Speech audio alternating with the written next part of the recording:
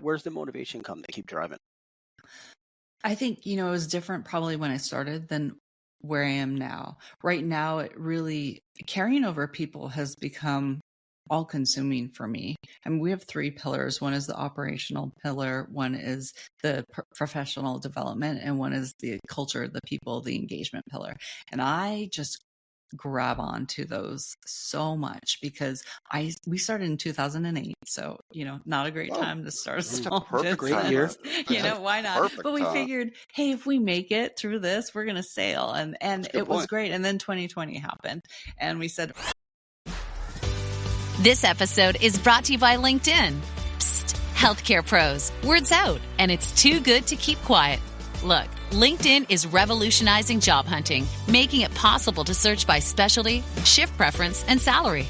Endless scrolling is out. Whether it's a mental health therapist or dental hygienist, finding the perfect role is faster and easier than ever. Head to linkedin.com/healthcare and start your search today. Hello, this is William Tidcup and Ryan Leary, and you're listening and watching Inside the C-Suite podcast. We have Jennifer on today, so we're going to learn her journey. At least up till now, we've probably got a little bit more of the journey to go, but all we'll of her talk about journey. that. Yeah. So, Jennifer, would you do us a favor and introduce yourself? Sure. My name is Jennifer Schielke. I was born and raised in Hawaii, went to the mainland for college in Tacoma, Washington, at the University of Puget Sound. Was fortunate enough to work for Deloitte right out of college and set me on the right path forward. Did a lot of fun things and ended up co-founding a company called Summit Group Solutions with my husband, which we still have. We're in our 16th year and have 2 kids, 2 giant labs, and we relocated in 2020 to Scottsdale, Arizona. During the COVID? During the COVID? Sorry, the internet? The COVID, that's when we moved. During the COVID? I mocked Ryan the other day because he said the softwares. I'm like, did you say the softwares? So bad. But yeah. I went back and I had to edit that out, Jennifer. You of the edited episode. it out? That's I not did, fair. and I shouldn't have, but it was hilarious. I don't even know that I did it. I might have left it. Let's make him say it 5 times during this one. I said softwares. And I was like, maybe, and he caught it. Oh yeah, I said deers the other night, and my kids were like, "What?" And I was like, we're not." It's multiple deers. There's there's a bunch of deers over there. So was it at the beginning of COVID, or was it just during kind of all the madness? It was I feel like in Washington State, at least, it lasted a very long time. So we left in September. Yeah. Okay. Late September. And we had visited here. My father-in-law lived here. We had visited in May, and it was like a different world. Oh, it is. And a completely sunny. Different world. So, yes. Yeah.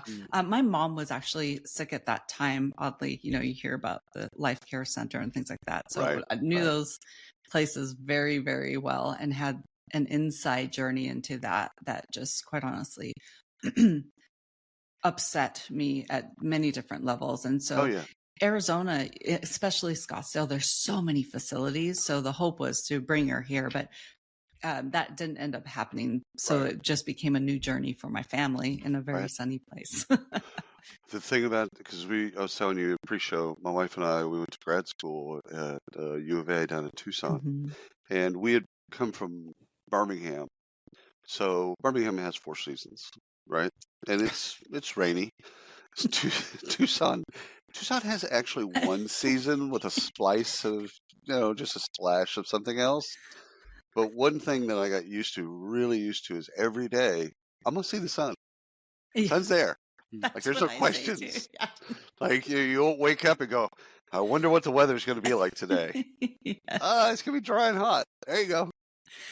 Absolutely. I'll retire in Tucson because I loved it that much. And it's really hot though. But the thing is it's hot. Don't give me the dry heat. No, I'm in Texas. 112 is 112. The pool is not hot. The pool is nice and cool. That is a little freakish though. Like in June, you get in the pool and it's warm water. You're looking at who else is in the pool with you. Yeah, it's bad. Why am I here? So tell us a little about the company that you and your husband have. So it's an IT staffing and recruiting firm. So Yep. we always say we have the opportunity to unite talent and technology. We are not the brilliance in the technology or the Right. softwares for Ryan. But we are the ones who This is find gonna the keep talent. coming up. I'm telling you, I'm going to get him to say it again. I hope Don't We make so. me we tell bring the people you're a talent. CPA. I am not. We talked about tucking that away. But it's, it's amazing. This is what my husband always did. And I had the business side. So pairing us together just seemed to make sense. And it was his suggestion. And for us, I think we have such different backgrounds and personalities. The Right. line just drew itself. And Wow. so it works. And he's very passionate about this. It took me a while. I was in my Right. safe spaces with biotech and SEC reporting and Yeah, of course. consulting, and I could come in and out. But then this was all about people. And it was exhausting. And I just watched things happen for about 4 years before I really engaged. Right. So, Right. Because it was easier for you to just do the back office stuff. oh yeah, I only had to rely on myself, and that made it easy, and lawyers and other accountants. So that made it really easy. It's just a different world when you have the people aspect, and it really kind of prepared us for the here and now, which is so different than it was 16 years ago plus. Yeah. How so? How is that different? Let's dig into that. Well, I think, just the environment itself, I thought I was going to go find other people that were just like me or just like my husband, but the dynamics had changed already. We also both came from not much. And some say nothing. My husband always says, you had dirt floors. I didn't have dirt floors. They were just dirty. I was like, it's different. It's different. I thought you were going to do a Drake verse. But you were in I thought you were going to start at the bottom and now we're at the top. And now we've risen. But, we worked very hard. I, got scholarships and worked hard to go to college and paid off every dime of my loans, which was a lot because I didn't understand the difference in costs from different colleges. So I just chose the one I liked the most and, and then had to pay for it on the back end. But that fabric is very different. And I'm just used to the hard work and the sweat and pouring in and just doing better all the time. On a scale of 0 to pulling your hair out, when you hear people talk about government paying their student loans off, where are you on that scale? Yeah, you lost me at government, but no, Okay. I hear, the thing is, in everything, there is probably a good intention somewhere. The problem is it just gets put on this wide blanket scale and it's just brushed over. And I think, then accountability is lost 100%. and, entitlement rises, but then the people who really need it get stuck in this, you don't deserve it, lash out too. So it's so hard. I try not to do, blanket scopes, but I also hear people, just think about unemployment. When we were growing up, you didn't want to be on state funded food stamp. Although I swear we had more food when we were on food stamps than those 2 months than ever before. But you had, when you had to, and unemployment, I think there's just a misconception of what it's for and why it's there. We graduated and we weren't guaranteed a job in our field. And we just had to work. I think I was telling my team, before I went to Deloitte, what I did that summer, I worked at Dairy Queen. Oh, DQ. And, it was just kind of this, but because you had to get a job, whatever job was available, that's what you got. And so it's very different. I remember having a young person, so bright.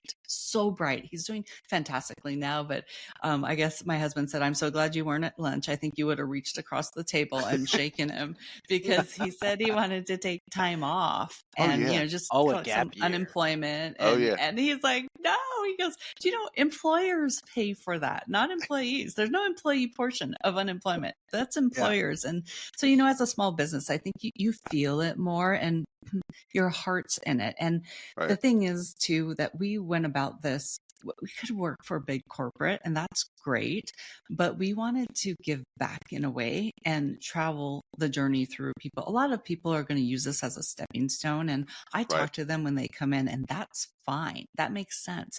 But I want them to leave stepping up and stepping out somewhere, not, disgruntled, not anything. I expect them to come to the table and talk through whatever it is. And if they want to leave, that's great. That's what we do. We find places for people to go. Right. So let us help the journey. And honestly, some people will take advantage of that and some people won't. And you just have to have that open-handed embrace, I call it, is give of yourself, and you can't be responsible for what they do with it. And sometimes that's hard. He grew up in staffing / RPO. Okay. So a little bit different with RPO. It's just outsourced staffing. Fancy title, but basically he would find talent and place talent as well. So he came from a different place, but it seems, as you talk about it, it seems like you treat talent as if they were family. Like I would say your kids, but basically like family. And I love the approach of just trying to make them better while they're with you. However long or short that is, you want them to be better when they leave. Yeah. And what's interesting is it's much easier internally with our internal team. Right. That extension to our external team, some people embrace it really easily. Right. Some people are used to just being, as part of staffing and going forward to someone else. And they do. But I think those are becoming far and few between, but you got to get them to trust you too. And you have to put your heart in. We had someone, and he was actually on a visa, and it's when all the visa craziness was happening. And they were really picking on staffing companies for one type of visa. And so we had 3 people under us on that visa type, and things were going as planned. But I talked to our legal team and I said, the thing is, if you're a company, you get slapped on the wrist. Maybe you get a fine. But if you're that person, you get your visa taken. You're done. And I said, I don't want to be responsible for that. To me, that's not right.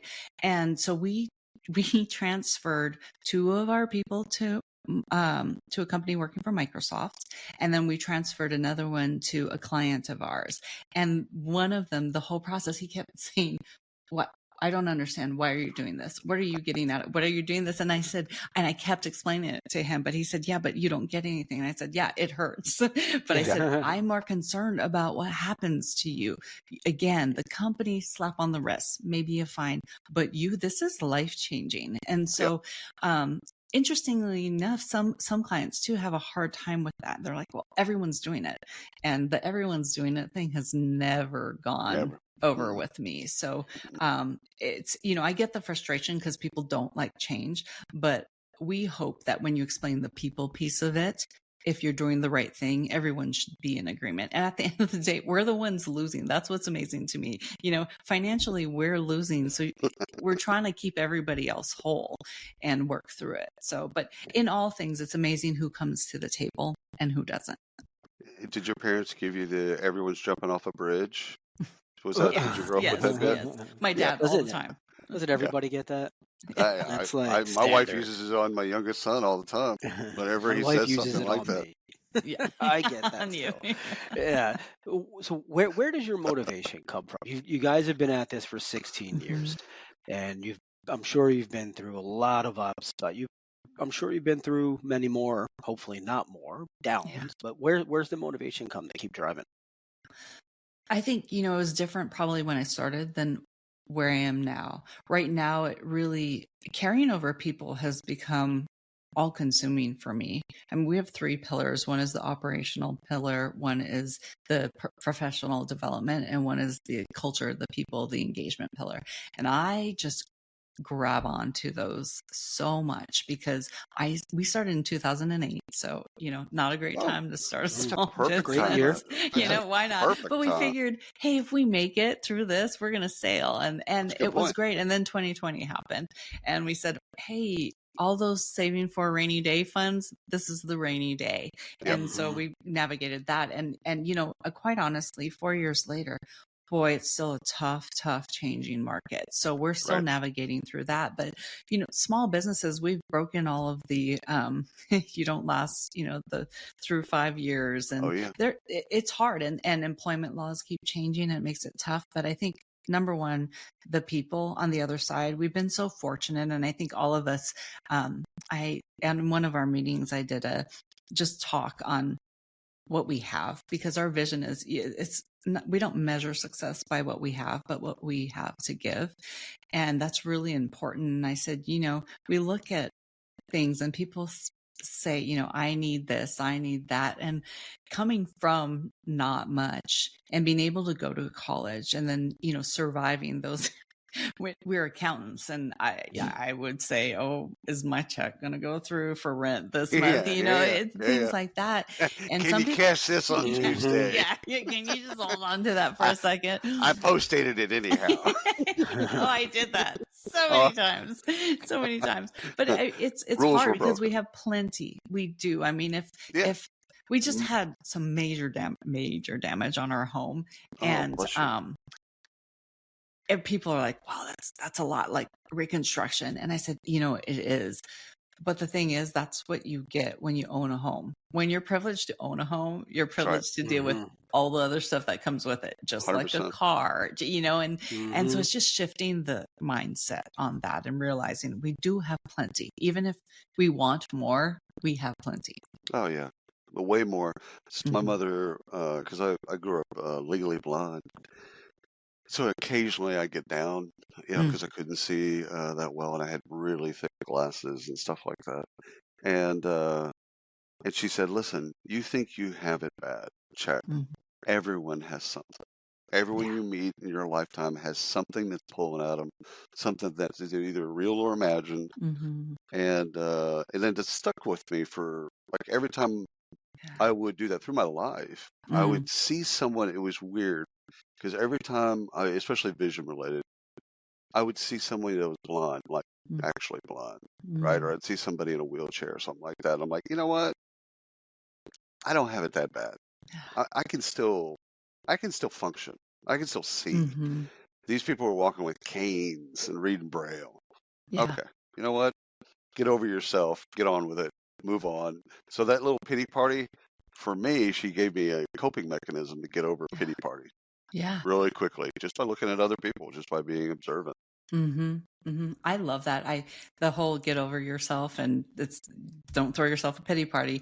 Those were things that I've always told myself too. I love what you said about there's someone who has it worse, or, at different seasons of time in each of our lives, something happens. And it's so true. My kids, we were driving to this place in Eastern Washington called Leavenworth one day. And I don't know how we got on the subject, but it was kind of I think probably one of them started complaining, but to this day, they just repeat this in the house, because I was like, you know what?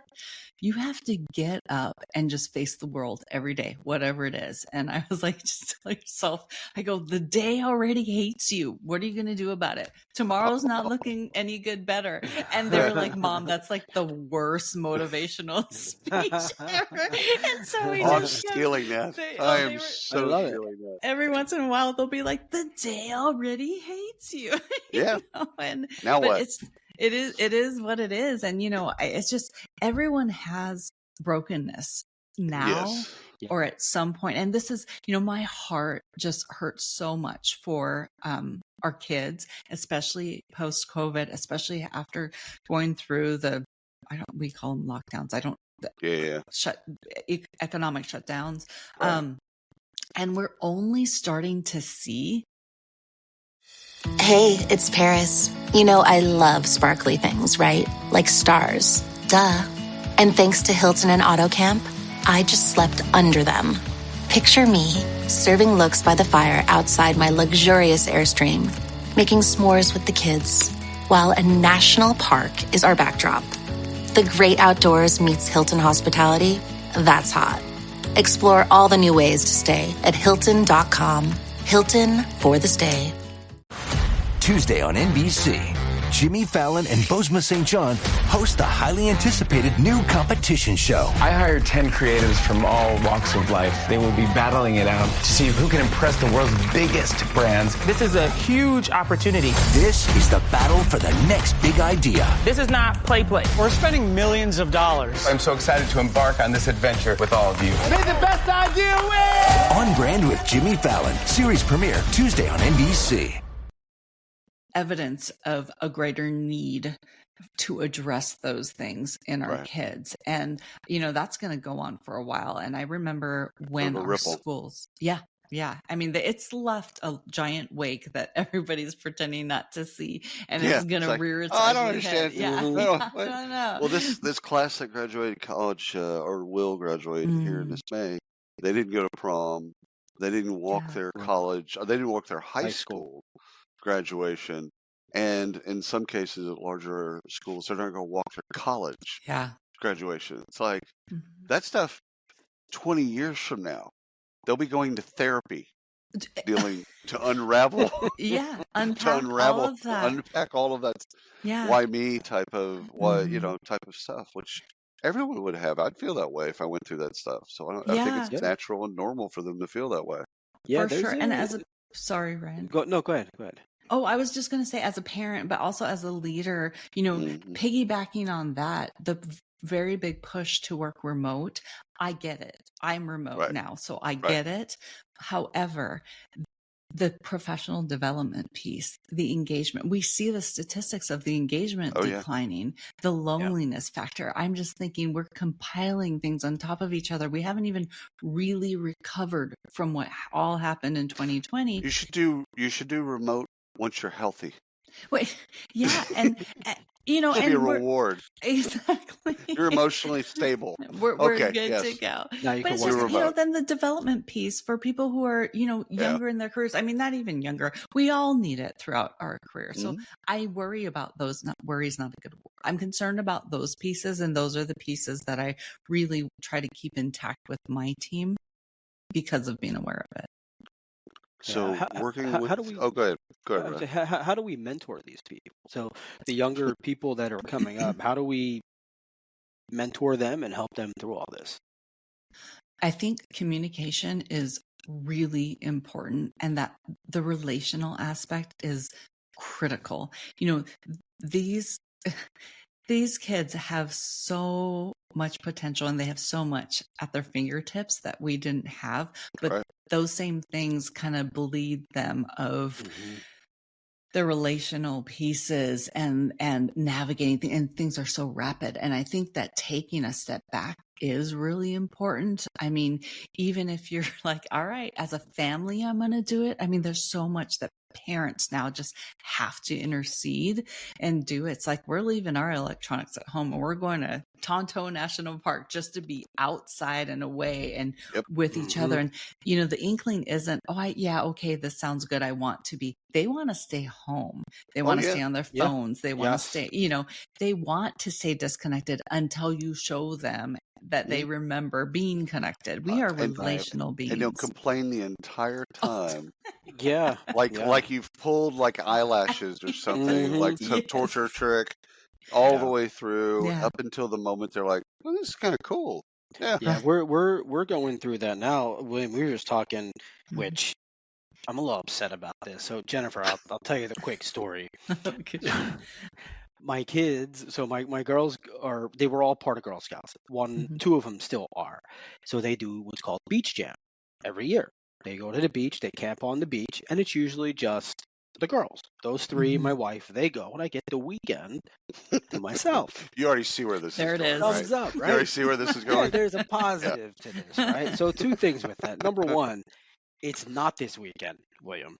I thought it was this weekend, and I was going to have the whole weekend for myself to go fishing. The worst. And then next week, I go on a fishing trip. I'm like, this is fantastic. 10 out of 14 days, I'll be fishing.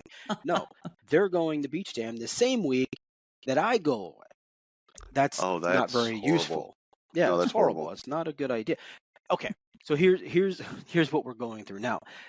They are going, the anxiety is through the roof because they cannot find a charger that will last them 3 days, 2 days on the beach. Like, what are there going to be plugs? What am I going to do? They're spending. They have in the Amazon cart $40 and $50 chargers, multiple of them, so they can pre-charge them and have them ready. I'm like, guys, you're going to be around 700 of your closest Girl Scout friends. You're on the beach. What are we doing? They can't do it. They can't let go. And I'm trying. I understand it's who they are and what the society, all that stuff. But I'm having a problem here. Yeah. Oh yeah. Like trying to let go of this. You're at the beach, so there's something in front of you that you could be doing I keep interactive that you with. can engage in. I remove it from the Amazon cart. They keep putting it back in. It's like a game for them. I'm like, no, I'm really not paying for this. It's not. You know, but that's it. Is we're losing that relational piece, and we won't be able to fulfill it through a digital device. Right. And when that, again, it's everything is just compiling on itself. And so, you know, for the Girl Scouts, that kind of upsets me. It's us again as leaders doing things that are the right thing and are purposeful, intentional, and talk and communicate the whys, but doing them anyway, not being, you know, it doesn't matter if someone likes my decision as long as I feel like I'm doing my job, and saying, you know, we're going to do this. And maybe you can say, for this hour, you guys have free, you know, check up on your device and stuff. For the other time, we're all putting this away. We had a pact as, parents for my son's class through 4th grade. Everyone was getting phones, and we're like, we're not going to do it. I got the Gab watch. We're not going to do it. We're not going to do it. And you can't like take that back, you know. But for my daughter, what was hard is, you know, she was in our house, but she was a few years, well, 6 years older, and they're all on their devices. They don't call each other, right? No, they don't even be text sitting each right other. next to each other. So she was kind of left out and trying to engage. And when she talked about that, I understood this was a different dynamic. But really having those times where we're like, set it down. You know, people bring their phones to work even now. That wasn't a thing. You're there to work, but there's so much overlap of, you know, there's caring for the employee, and there's a line that is crossed over many, many times. And once it's crossed over, it's really hard to pull things back. But I've heard there are people who are driving forklifts who are bringing their phones. And it's gotten kind of out of hand. And I know my son actually was at schools right up until this year where they don't allow phones. So you either don't bring them or you have to check them, you know, That's our each school. class or beginning of the school, which I love, because when he went to public school and he walks in, this is the first school that had phones. So imagine starting school about a month later, at 8th grade, trying to integrate where people already know each other and they have their phones. It's, you know, like talking to rocks. Oh, yeah. Oh, yeah. What is it? What's it like working with your husband? Well, is he around? He's not there. You can tell the truth. I never hear this. I think, again, fortunately for us, I tell him he's my best and my worst employee. He tells me, he goes, I fired you so many times. I'm like, I know, we keep just showing up. But I think we're fortunate, again, because we have different skill sets, really different skill sets. He's sales, biz dev. That's what he loves.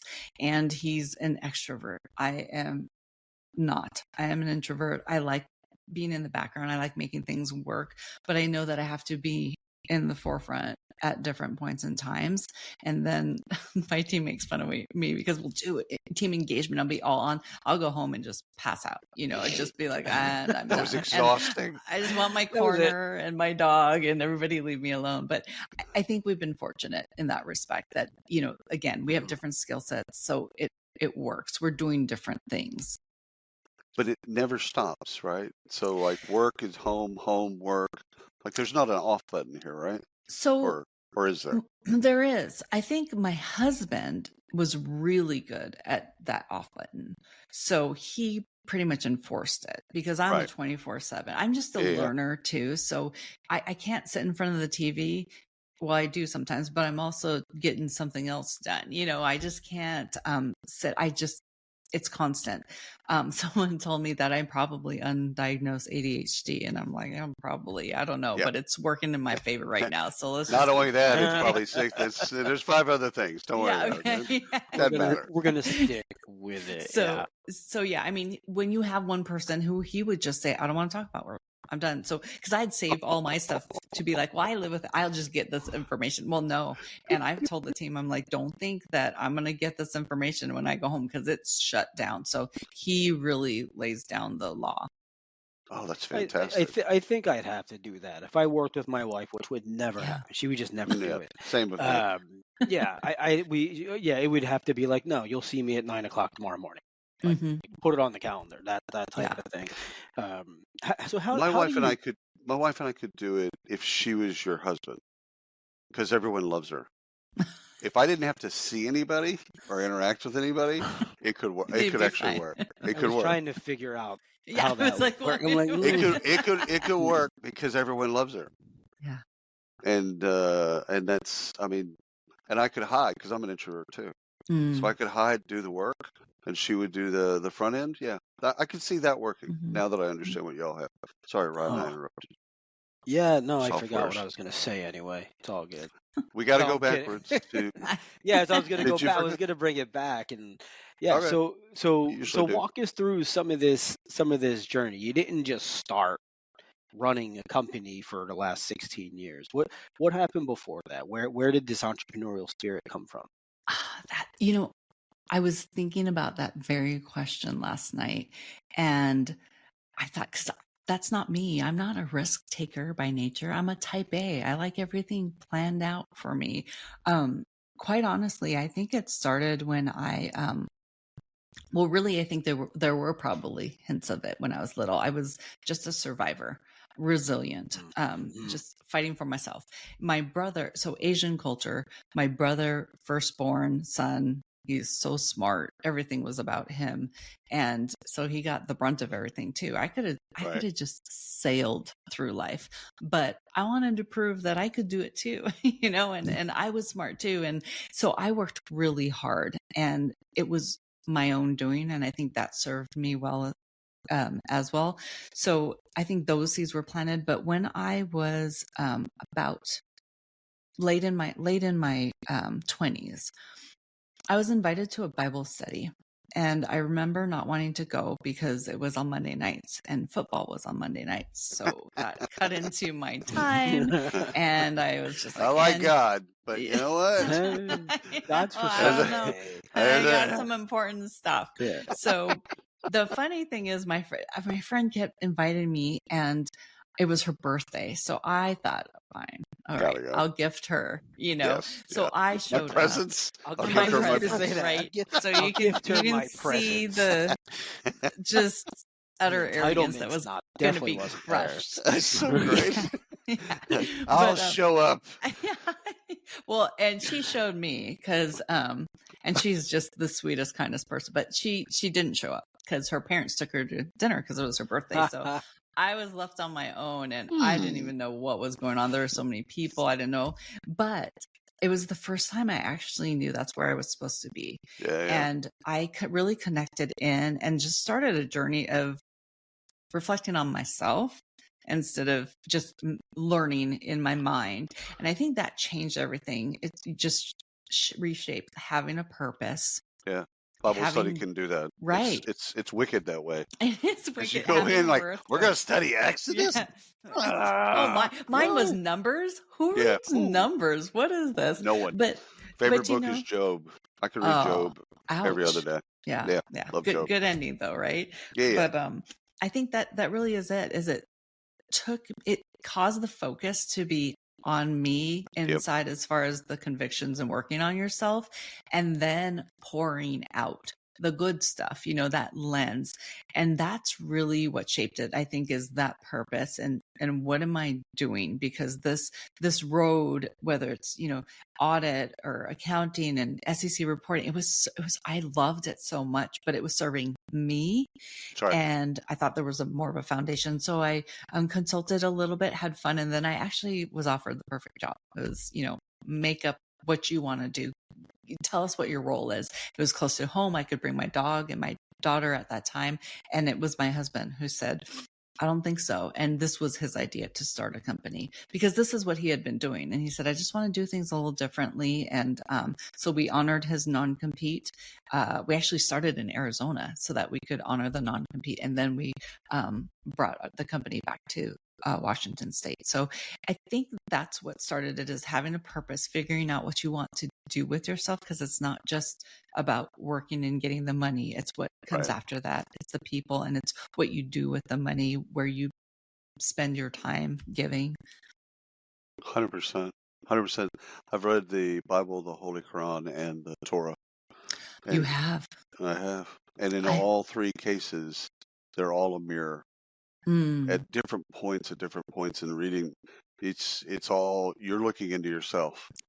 You're reading a story, yes, but you're looking into yourself. You're looking inward to figure out, okay, everyone's broken, as you said earlier. Yeah. And the brokenness kind of moves around at different times and stages in one's career. And so it's like, okay, what do I do? It's not left to, it's not left to chance. You've got to actually push those things yourself. So I love that. I love that. There's such accountability there. Yep.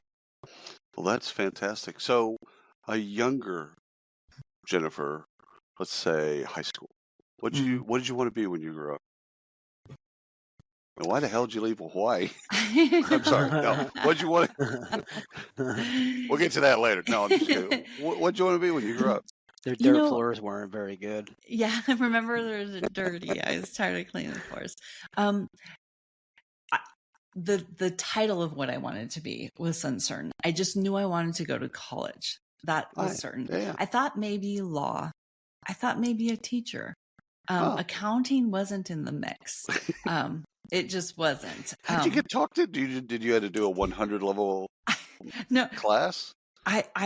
I got bullied into it, actually. No, I say that. No, with how does one get bullied into becoming an accountant? Let's talk about that. So no, this is terrible. I do have to get. So I had a professor. Well, I was thinking law. I loved law, and I was thinking, okay, well, I'm going to do this, But then I had an accounting professor, and she was just amazing, amazing, just very certain, really good professor, all in, super passionate. And she actually called me up, and it was Professor Deborah Smith. She changed my life. She called me up and she said, Jennifer, I see you don't have an advisor. I'm going to be your advisor. And that was it. My accounting was, I declared, and I had my path, and off we went, and best decision ever. And I don't fear people in general, but man, she intimidated me, because I looked at her and I was like, this person knows what she's doing. She will see every piece of me that I'm faking, everything that I'm uncertain about. And, she had that, but she treated people with such kindness, and not flowery kindness, where you're like, oh, you're so amazing and you look so good. Not that at all. But she found your strengths and she knew your weaknesses. And she would say, use this way. And one of the things she told me was, Jennifer, you're very, I don't remember the word she used, but kind of in hand with being naive. You grew up in a bubble. Yeah, you're on an island still. But it worked. Literally. She said, use that. Use your smile, use that, and just listen, because people are not going to give you credit for what you do know. And they're not going to see you coming.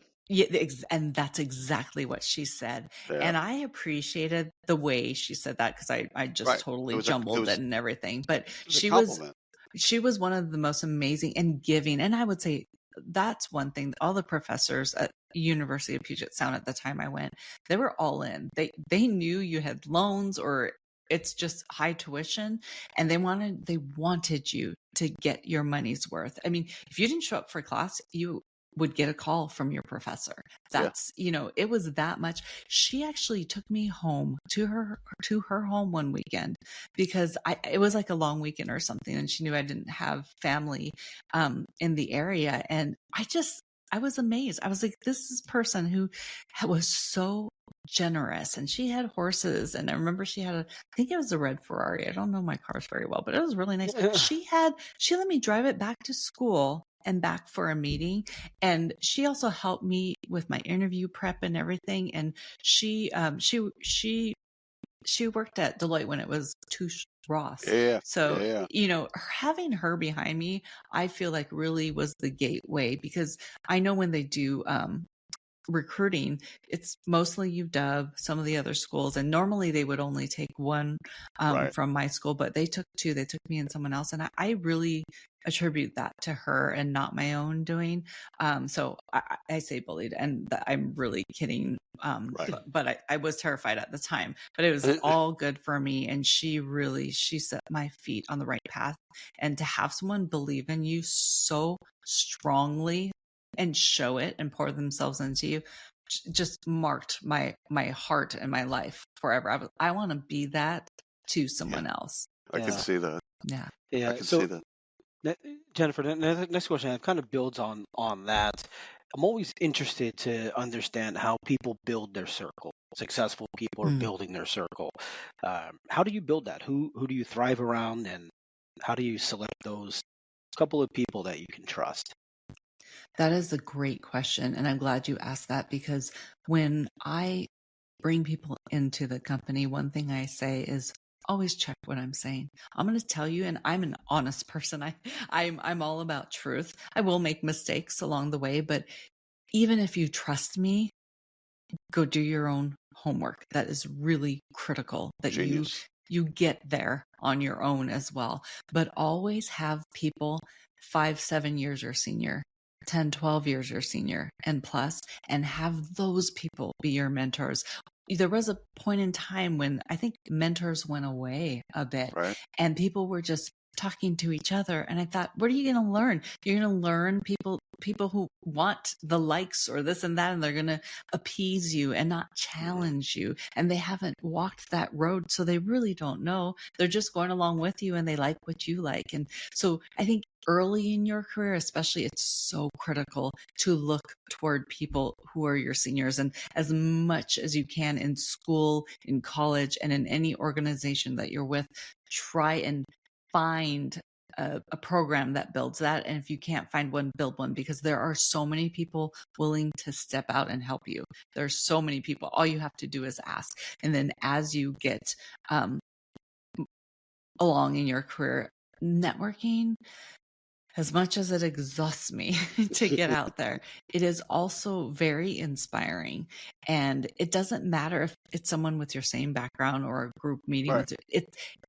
It's even better sometimes when they don't have the same background, but they're just a great connection point. And in the mix, you meet a lot of great people and you help each other, but there are going to be those anchors that keep coming along with you during the course of your career and your life, and you'll make some incredible friends too. So I say be intentional about owning that journey for yourself. Last question for me. Do you have another professional development that you'd like to achieve, or is there something that you'd like to learn that's around the corner? Yes. What that is, I'm not sure. I will say this. I just talked about this yesterday. One thing that's always been on my heart, I grew up dancing hula, so I don't use that at all anymore.